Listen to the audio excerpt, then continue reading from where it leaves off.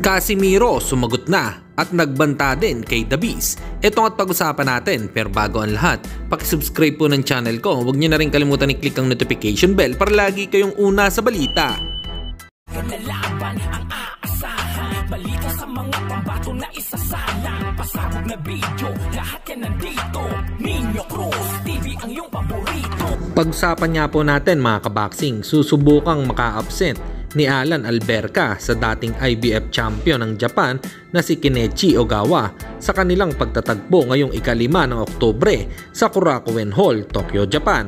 At muling magbabalik si Gary Tamayo sa ibabaw ng lona para harapin ang Koreanong si Sung Chol Kang ngayong Oktubre 13 sa South Korea.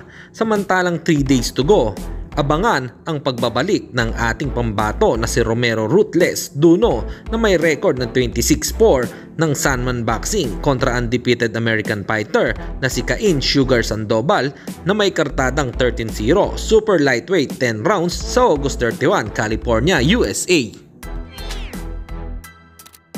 At sa kabilang balita naman tayo mga kaboxing, kapatid nga po ni former 3 Division World Champion Janrel Cuadro Alas Casimiro na si Coach Jason Casimiro ay sumagot na sa sinabi ni Silver Boys TV na kwek-kwek vendor daw ang makakalaban ng kapatid niya.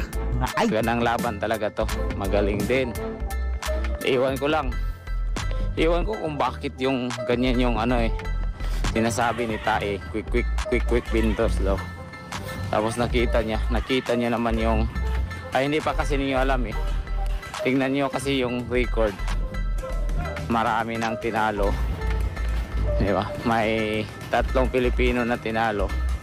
Tapos sinasabi kasi ni Tae na quick vendors. Iwan ko kung bakit ganyan siya magsalita. Samantala yung kalaban ni ni Tapalis 11 lang yung panalo. 11 pa lang, tapos may isang talo. Iwan ko kay SB, bakit siya magsasabi ng mga ganyan.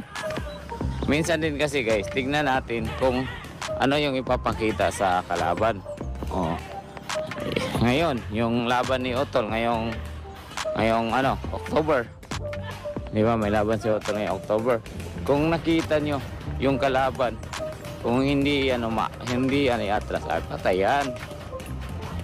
Pag hindi atras yung kalaban, pag ang kalaban ni Otol ay nakatayo lang sa harapan niya, ay patay. Matik.